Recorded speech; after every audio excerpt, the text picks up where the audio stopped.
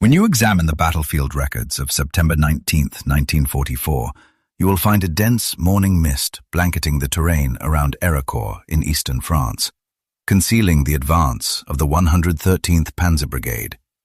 Based on post-action dispatches submitted to the 5th Panzer Army headquarters around 0620 hours, the German vanguard unexpectedly collided with an unidentified class of enemy tank hunters. These phantom machines displayed astonishing agility, striking German armor from distances of 400 to 800 meters before swiftly vanishing, a lethal dance that claimed 3 Panthers within a mere 5 minutes. Piercing that thick haze, a bizarre mechanical howl reached the ears of the German crews, a high-pitched engine whine that you might associate more with an aircraft than a terrestrial war machine.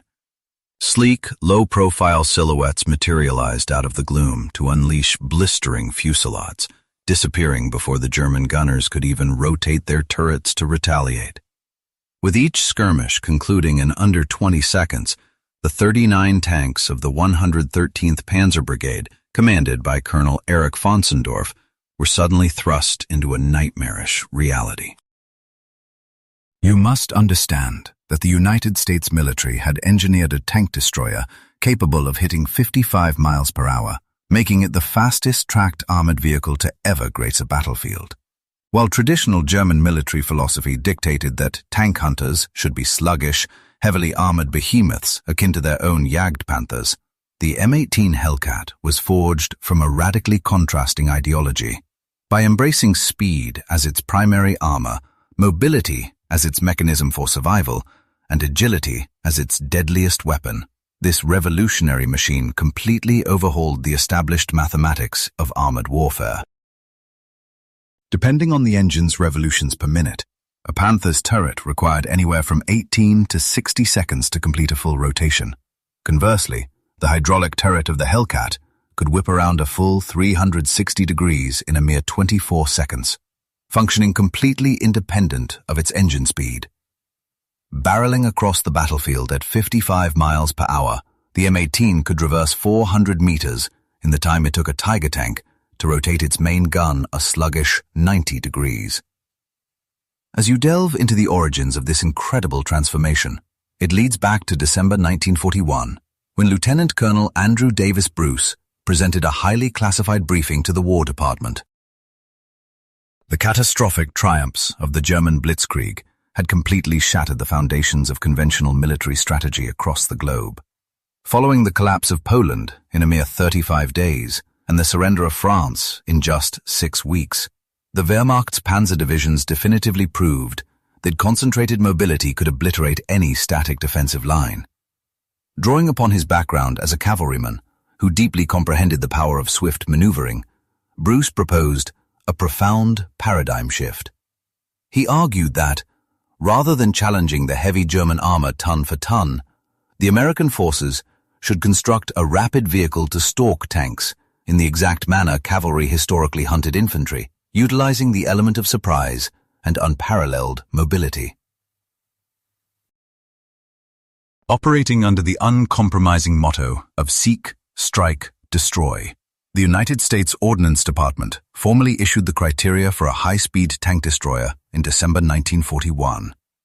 Throughout 1942, you can see how the developmental specifications underwent rapid evolution, scaling the main armament from a 37mm cannon up to a 57mm, then a 75mm, before finally settling on a formidable 76mm gun.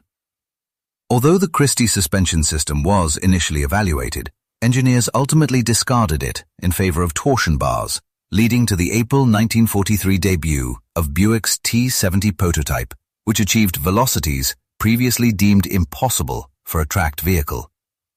When German intelligence operatives first caught wind of this American tank destroyer program, they hastily dismissed the entire endeavor as a classic example of overseas naivety.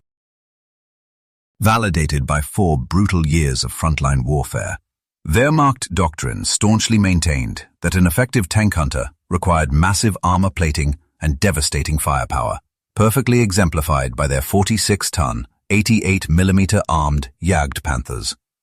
The very notion that American forces would deploy a 17.7-ton machine, protected by a maximum of 25 millimeters of armor, appeared fundamentally absurd to the German command structure.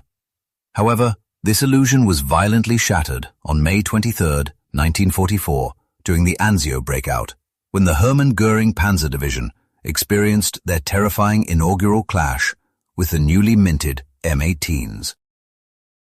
A daily combat dispatch forwarded to the 14th Panzer Corps documented the sudden appearance of this novel enemy tank destroyer, estimating its blistering velocity at 70 to 80 kilometers per hour, and noting the destruction of 2 Panzer IVs before the assailants withdrew. Because the targets moved with such blinding speed, the German crews found their return fire to be completely useless, reporting low-slung machines that raced across the terrain like wheeled reconnaissance cars, rather than tracked weapons platforms carrying 76mm guns. As these frantic reports filtered back to Berlin, high command officials casually filed them away as unverified and grossly exaggerated, assuming that veteran crews were simply overestimating the enemy's capabilities under the intense strain of combat. The devastating reality of the American design finally materialized in September 1944, as the United States Third Army surged through eastern France, stretching the German defensive networks to their absolute limit. In a desperate bid to stem the tide, Adolf Hitler personally mandated a massive counteroffensive designed to retake Nancy and sever George S. Patton's armored spearhead. General Hasso-Manteufel's 5th Panzer Army concentrated its most elite available formations for this strike, deploying the recently established 111th and 113th Panzer Brigades, which were heavily fortified with brand new Panthers straight from the assembly lines. Waiting for them near Ericourt were the M18s of the 704th Tank Destroyer Battalion, operating under Combat Command A of the 4th Armored Division. As dawn broke on September 19th beneath a thick shroud of fog, Lieutenant Edwin Leiper's platoon of Hellcats unleashed a masterclass in precision warfare that you would find hard to believe. Post-battle reports from the 704th indicated that Leiper's unit engaged the hostile armor at distances ranging from 400 to 800 yards, perfectly executing shoot-and-scoot tactics to obliterate 15 enemy tanks in roughly 30 minutes of fierce combat. Operating on the platoon's flank, an M18 commanded by Sergeant Henry R. Hartmann achieved an extraordinary feat of martial prowess that completely derailed the enemy assault. Hartmann's gunner systematically dismantled 6 Panthers in remarkably quick succession, effortlessly displacing to a fresh-firing vantage point after every single shot, long before the heavy German machines could orient their guns to reply. Actions that would ultimately earn Hartmann the Distinguished Service Cross. The subsequent losses suffered by the 113th Panzer Brigade were absolutely ruinous, with German divisional records noting unprecedented enemy mobility exceeding 80 kilometers per hour, resulting in 39 Panthers destroyed and 11 damaged, compared to a mere 3 or 4 estimated American casualties. You can see how the full scope of this engineering marvel was finally understood when Wehrmacht weapons testing officers acquired and meticulously analyzed an intact M18 captured near Metz in November 1944. When the technical assessment reached the Inspector General of the Panzer Forces, it disclosed verified data that completely upended conventional wisdom regarding tank destroyer engineering.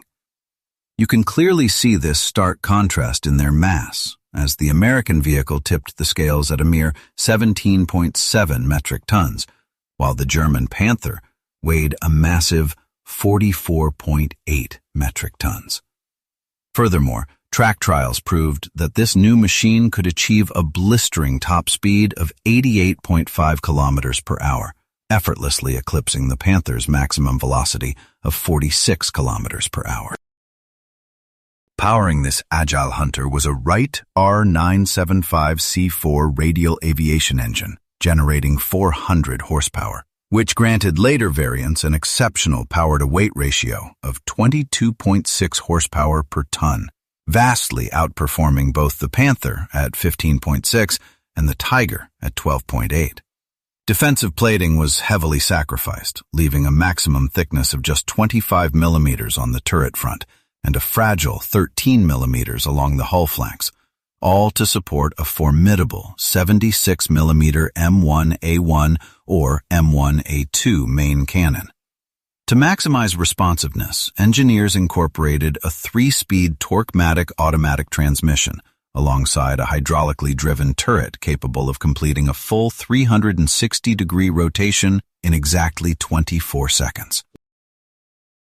German analysts ultimately deduced that this adversary attained its remarkable capabilities through a highly radical engineering doctrine, deliberately trading robust armor for unparalleled battlefield agility.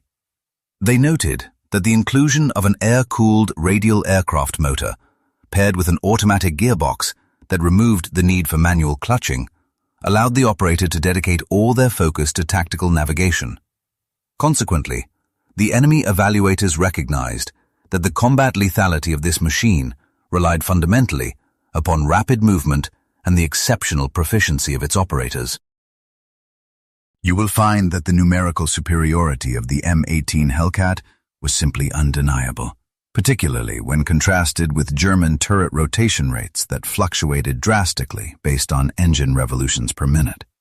For instance, completing a full rotation took a Tiger tank anywhere from 19 to 60 seconds, while early Panther iterations consistently required a full 60 seconds, though later versions could achieve the maneuver in 19 seconds at 2,000 revolutions per minute. The heavier Tiger II demanded between 15 and 24 seconds to bring its gun full circle. Conversely, the advanced hydraulic system of the M18 guaranteed a steady traverse rate of 15 degrees per second independent of motor output, granting a crucial tactical edge when tracking swift adversaries or seamlessly shifting fire between multiple threats. Pushing to its absolute limit of 55 miles per hour, this American destroyer could cover 400 meters in a mere 16 seconds, or sprint across a lethal 1,000-meter expanse in just 41 seconds. To put this in perspective, a Panther operating at fluctuating speeds required between 30 and 60 seconds simply to pivot its weapon 180 degrees to track such a rapid target. This staggering mobility fundamentally transformed United States anti-armor warfare, prompting units like the 704th Tank Destroyer Battalion to revise their post-Aracourt field manuals to prioritize relentless movement over stagnant gunnery duels. The updated tactical guidelines strictly instructed commanders to unleash 3 to 5 projectiles from a hidden vantage point before instantly relocating at least 200 yards away. Crews were explicitly warned never to linger in one visible location for more than 60 seconds, ensuring they could swiftly strike again from an entirely fresh, unpredictable angle. This hit-and-run methodology yielded catastrophic results for the opposition, as German armor personnel, who had been rigidly drilled for calculated long-distance exchanges, found themselves entirely incapable of countering an enemy that outright rejected traditional static confrontations. By December 19, 1944, Adolf Hitler's final desperate offensive in the Ardennes had violently entered its third agonizing day. The 2nd Panzer Division, leading the armored thrust toward Antwerp, was bearing down on the pivotal Neuville intersection, a sector frantically defended by Team de Sobry and fractured elements of the 101st Airborne Division. In the face of seemingly insurmountable numerical superiority, 4 solitary M18 machines from the 609th and 705th Tank Destroyer Battalions prepared to hold the line, weaponizing the very same dense morning fog that had previously masked the advancing German forces. Official logs from the 705th Tank Destroyer Battalion detail how these 4 rogue vehicles continuously engaged the 2nd Panzer Division, utilizing the low visibility and blindingly fast repositioning to project the illusion of a massive defensive perimeter. Through this relentless maneuvering, they successfully eliminated 24 hostile tanks while suffering the loss of merely a single M18 to indirect artillery fire. Their operational execution was brilliantly straightforward. The crews would violently discharge 2 or 3 shells and instantly throw their machines into a full throttle reverse, back into the obscuring mist. Long before the sluggish enemy turrets could snap toward the origin of the muzzle flashes, the agile destroyers had already shifted 200 to 300 yards away to resume their assault from a completely unanticipated vector. Frustrated by this phantom resistance, the war diary of the 2nd Panzer Division noted severe difficulties in targeting the rapidly displacing foes hidden within the fog, forcing them to completely suspend their advance and await reinforcements. You can trace the survival of Bastogne directly to this crucial 48-hour stagnation, which granted the 101st Airborne precious time to fortify their perimeters and secure the indispensable intersection. As the autumn of 1944 progressed, Axis leadership scrambled to formulate adequate countermeasures against this devastating new threat. General Hasso von Manteuffel distributed emergency directives throughout the 5th Panzer Army, openly acknowledging the enemy's ability to exceed 80 kilometers per hour on roads and 40 kilometers per hour over rough terrain. His updated combat protocols explicitly forbade crews from trying to mechanically track the moving M18, instructing them instead to aim ahead at probable escape routes, deploy flank infantry armed with Panzerfausts, blanket suspected hiding spots with artillery, and entirely abandon any futile attempts at a pursuit. Ultimately, these desperate tactical adjustments proved entirely fruitless, as the sheer velocity of the American machines easily negated any theoretical defensive strategies. The German tank crews simply could not unlearn countless hours of rigid instruction that heavily prioritized slow, methodical marksmanship over split-second reflexes. On the home front, the Buick Motor Division was tasked with producing these mechanical marvels, ultimately assembling 257 M18s between July 1943 and October 1944. Although production crested at 267 units in a single month during November 1943, the original massive requisition for 8,986 vehicles was progressively curtailed as victory loomed and strategic paradigms shifted. Financially, outfitting the military with an M18 required an investment of $55,230 in 1943, a premium price driven by its sophisticated aviation motor and advanced gearbox. Despite this expense, the American automotive sector effortlessly mass-produced the design, heavily leveraging existing components like the widely manufactured Wright R-975 radial engine and utilizing an open-topped turret to streamline assembly. You can starkly contrast this efficiency with the German Panther, which demanded a staggering 117,100 Reichsmarks per unit, draining immense manufacturing hours due to its convoluted final drive mechanisms and overly intricate transmission systems. To properly harness this mechanized power, officials established a dedicated tank destroyer training center at Camp Hood, Texas, where instructors crafted a uniquely tailored curriculum for the incoming crews. You would quickly notice that these exhaustive regimens completely discarded traditional heavy armor doctrines in favor of entirely new battlefield competencies. Instead, the rigorous educational programs relentlessly prioritized mastering high-speed evasive maneuvers, executing violent accelerations and sudden stops, and flawlessly exploiting the natural topography to dominate the combat zone. When you examine the preparation of these crews, you will find that operators were instructed to sustain peak velocities, only pausing momentarily to offer a steady base for the weaponry. The curriculum for the weapons operators prioritized identifying threats swiftly and discharging rounds while in motion. In stark contrast to their German counterparts, who were drilled to execute meticulous strikes from a distance, you will see that the operators of the M18 were conditioned to shoot aggressively at intermediate distances, willingly trading the guarantee of an initial hit for the sheer speed of their attack. Leadership instruction heavily underscored situational comprehension, split-second judgments, and seamless synchronization with fellow M18 units on the field. You would notice that these commanders were taught to anticipate future developments, habitually mapping out a pair of subsequent firing locations prior to initiating any conflict. Consequently, the mental makeup required for these squads diverged sharply from that of traditional heavy armor personnel, as recruiters actively sought out individuals who embraced hazard, possessed the capacity for immediate choices, and favored nimble maneuverability over the reassuring presence of thick steel plating. The most glaring deficiency of the M18 was undoubtedly its exceptionally fragile protective casing, which you could practically describe as paper-thin. Boasting a peak defense of merely 25 millimeters across the forward turret and a scant 13 millimeters along the lateral hull, the machine lay exposed to virtually the entire arsenal of German anti-armor armaments.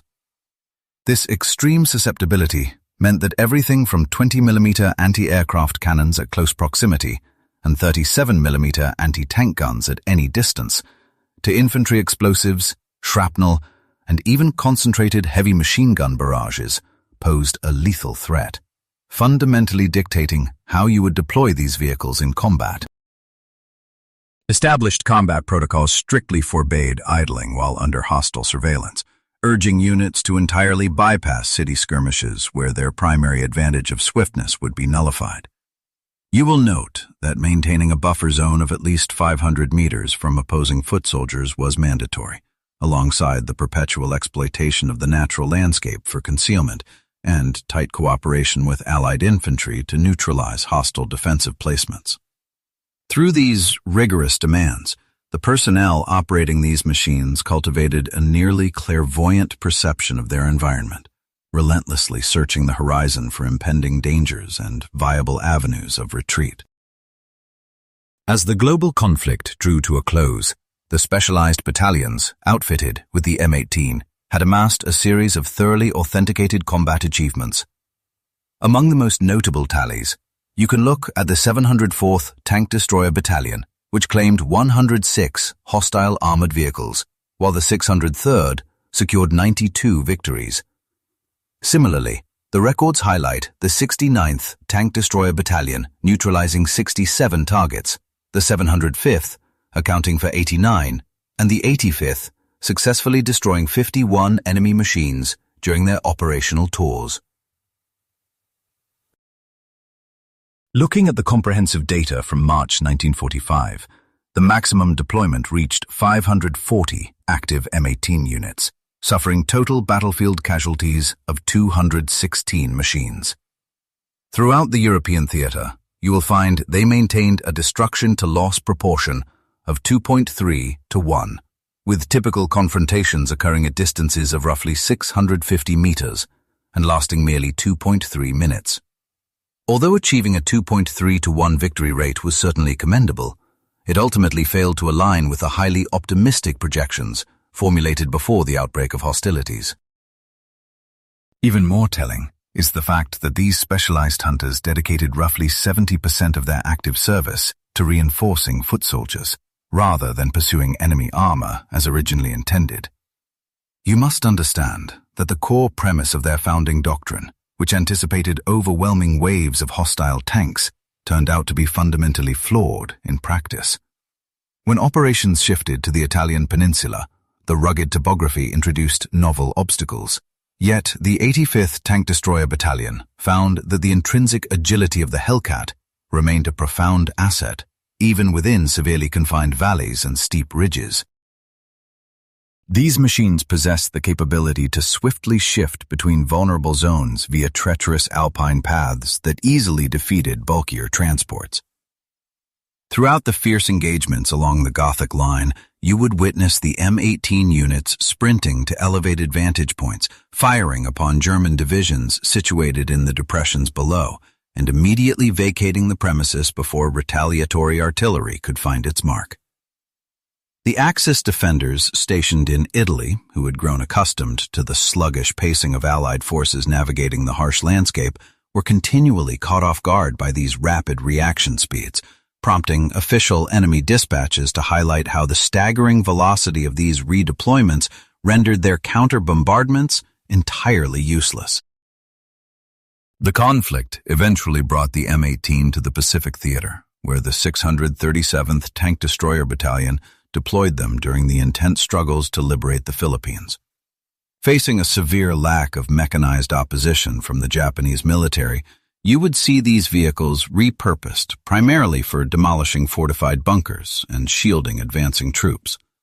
However, the exposed nature of the fighting compartment became a critical hazard against the close-quarters ambush tactics of the local defenders, forcing desperate operators to fuse makeshift steel roofs and mesh barriers to their machines to deflect incoming explosives and thrown charges. While the exceptional velocity of the platform permitted immediate reactions to sudden enemy incursions, the dense foliage and unforgiving jungle environment frequently neutralized any movement-based superiority. Looking beneath the surface, you will discover that the M18 was built upon a foundation of truly groundbreaking engineering, most notably its Torque-O-Matic transmission system.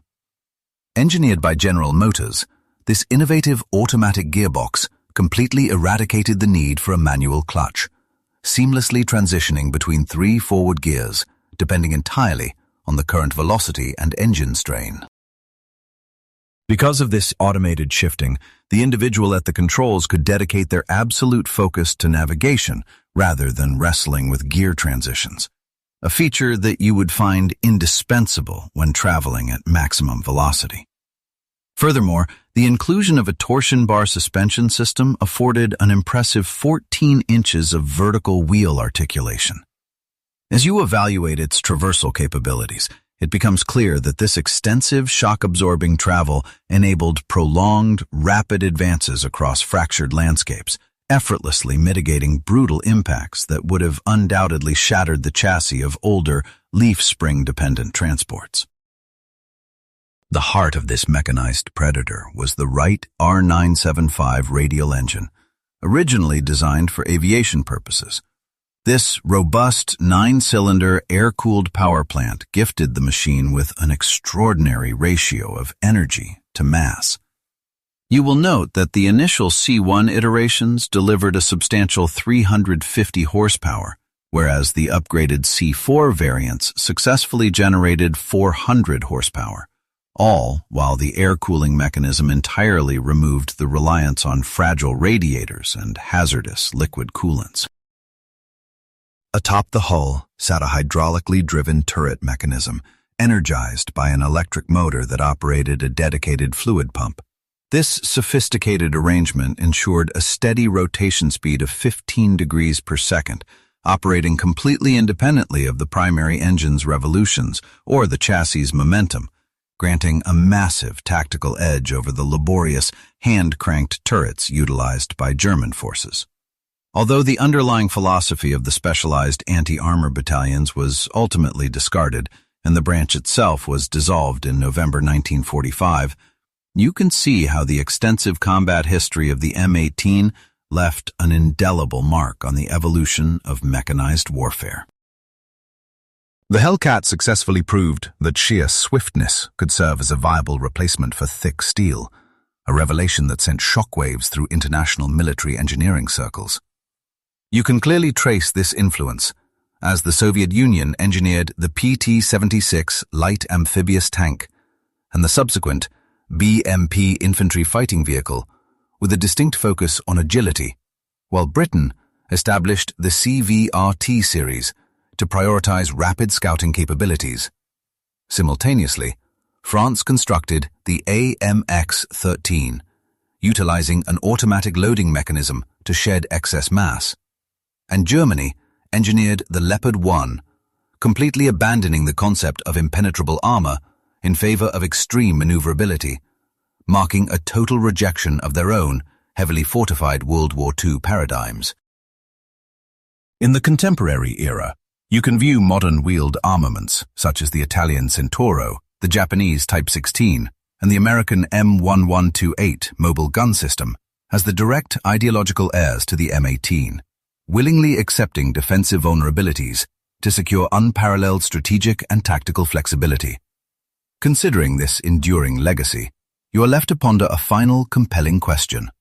Why were the German forces, despite their well-earned reputation for tactical brilliance and battlefield innovation, ultimately incapable of formulating an effective countermeasure against this incredibly nimble adversary? Various elements contributed to a severe inflexibility in enemy doctrine, starting with how German armored divisions prioritized deliberate, long-distance bombardments. Their crews dedicated years to mastering pinpoint marksmanship, an approach that proved entirely ineffective against adversaries capable of relocating in the blink of an eye. Furthermore, inherent mechanical flaws plagued their machines. Because their turret rotation relied heavily on engine revolutions, they fundamentally failed to keep pace with the seamless hydraulic tracking of the M18.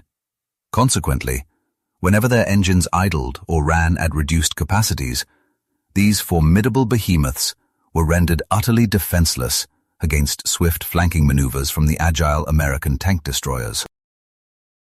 You must also consider the profound psychological trauma inflicted upon German operators who'd previously dominated most Allied mechanized forces without consequence. The sudden realization that they had transitioned from the apex predators of the battlefield to vulnerable prey delivered a devastating mental blow that cannot be easily dismissed. Compounding this crisis was a catastrophic collapse in command infrastructure, as their tactical broadcast networks, already overwhelmed by deliberate Allied interference, struggled to orchestrate any cohesive defense against coordinated platoons of these rapidly maneuvering machines. When examining post-war conversations preserved by the U.S. Army's Military History Institute, you will discover that veterans of these units consistently highlighted immense velocity as their primary instrument for staying alive. Staff Sergeant Vernon Miller of the 85th Tank Destroyer Battalion encapsulated their philosophy into 3 simple mandates: execute rapid strikes, maintain constant motion, and process information instantaneously. Adhering to these principles ensured a safe return, while failing at even one guaranteed disaster. Similarly, Technical Sergeant John Patterson of the 6003rd Tank Destroyer Battalion noted that their objective was never a balanced skirmish, but rather an overwhelmingly lopsided encounter where they would ambush unsuspecting targets and vanish long before retaliation was possible. Reflecting on his deployment, Private First Class Robert Chen of the 704th Tank Destroyer Battalion recounted that entering his vehicle felt like stepping into a fragile metal container. Yet, this specific container could hurtle forward at an astonishing 55 miles per hour. That sheer momentum rescued him from perilous situations far more frequently than heavy protective plating ever could have achieved. Consequently, examining the operational metrics of the M18 reveals a fascinating and multifaceted narrative regarding its battlefield effectiveness and mechanical capabilities. Let us delve into those specific mobility metrics. The machine boasted a maximum velocity of 55 miles per hour or 88.5 kilometers per hour on paved routes, while managing 26 miles per hour, equivalent to 42 kilometers per hour across rough terrain. It could accelerate from 0 to 30 miles per hour in a mere 11 seconds, and its operational radius extended to 150 miles, while consuming 75 gallons of combustible fuel. Additionally, its incredibly light footprint generated a ground pressure of merely 10.5 pounds per square inch, rendering it far less burdensome on the earth than many standard logistical trucks. In terms of direct combat performance, each unit eradicated an average of 2.4 hostile tanks, though their typical operational lifespan on the front lines hovered around 67 days. Mechanically, they required significant maintenance overhauls only after traversing 200 miles, and in the tragic event of a total vehicular loss, an impressive 73% of the occupants survived. This data illuminates a stark dichotomy, as the exceptional personnel survival metric was directly attributable to their phenomenal swiftness, allowing operators to easily flee compromised armor, whereas their brief operational endurance underscored the inherent dangers of relying on such thin physical shielding. The profound legacy of the M18 Hellcat reaches far beyond the boundaries of historical hardware, directly shaping the foundational principles governing contemporary martial strategies. Consider the modern emphasis on minimizing the temporal gap between sensor detection and active engagement. This concept mirrors the exact tactical methodologies pioneered by these nimble tank destroyers. Furthermore, the active defense matrices equipped on today's combat vehicles represent a technological endeavor to synthesize what this historical machine accomplished purely through intense momentum, specifically mastering the art of evading incoming fire entirely, rather than attempting to absorb catastrophic kinetic energy. We can also observe echoes of this legacy in network-centric operational models, as the historical coordination of M18 squads orchestrating simultaneous, multi-directional assaults served as a crucial precursor to today's highly integrated engagements. Ultimately, this agile platform delivered a masterclass in asymmetrical retaliation, proving unequivocally that overcoming technological supremacy does not mandate replicating an opponent's strengths. Instead, it requires a strategic commitment to completely neutralizing those advantages through unexpected and entirely different avenues of attack. Without a doubt, the M18 Hellcat remains one of the most revolutionary martial inventions to emerge from the Second World War. Forged from a unique blend of American industrial prowess and imaginative tactical doctrine, it systematically dismantled the deeply entrenched assumptions that previously dictated mechanized conflict. While German forces prepared to conquer through sheer mass and overwhelming firepower, they abruptly realized that transatlantic ingenuity had completely rewritten the established rules of engagement. Reaching 55 miles per hour was not merely a mechanical specification on a blueprint. It constituted a massive paradigm shift that completely broke the rigid frameworks of their tactical doctrine. This remarkable machine beautifully illustrated that, in the brutal theater of war, much like in the unforgiving natural world, victory does not automatically fall to the most resilient or the most heavily equipped combatants. Frequently, the ultimate advantage belongs to those who possess the greatest swiftness, the highest agility, and the profound capacity to adapt instantly to shifting circumstances. German mechanized crews suffered this harsh reality repeatedly across the blood-soaked pastures of France, amidst the freezing timberlands of the Ardennes, and throughout the chaotic final sieges within their own borders, hopelessly watching their meticulously calculated ballistics sail past aggressively departing targets.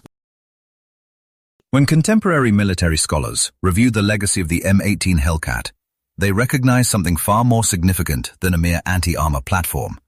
They observe the pinnacle of American strategic creativity, an approach that astutely identified the core competencies of the opposition and methodically dismantled them using thoroughly unorthodox techniques. The opposition forces remained entirely ignorant of the platform's ability to achieve 55 miles per hour until they directly encountered its terrifying swiftness in active skirmishes. That element of profound technological astonishment, when fused with pioneering maneuvers and rigorous personnel conditioning, birthed an armament that vastly exceeded its humble physical blueprints. Ultimately, this extraordinary invention fundamentally altered the calculus of mechanized warfare forever. It conclusively demonstrated that safeguarding a crew did not strictly necessitate thick steel plating, that fatal efficiency did not demand the most massive artillery piece, and that absolute battlefield supremacy could be seized through dynamic motion rather than static bulk. Hurtling forward at 55 miles per hour, it effectively outpaced not only the armored behemoths it was designed to hunt, but also the entire strategic philosophy of the enemy forces. Even today, the spectral influence of these swift machines continues to deeply permeate the consciousness of modern strategic planners. Every instance where a tactician prioritizes maneuverability over heavy shielding, whenever a battlefield leader values instantaneous execution over methodical preparation, and any time an engineer accepts deliberate fragility to unlock peak performance, the profound historical teachings of this vehicle reverberate through time. The enduring truth remains that the most impenetrable defense imaginable is simply ensuring you are entirely absent from the location where the enemy focuses their devastating ordnance.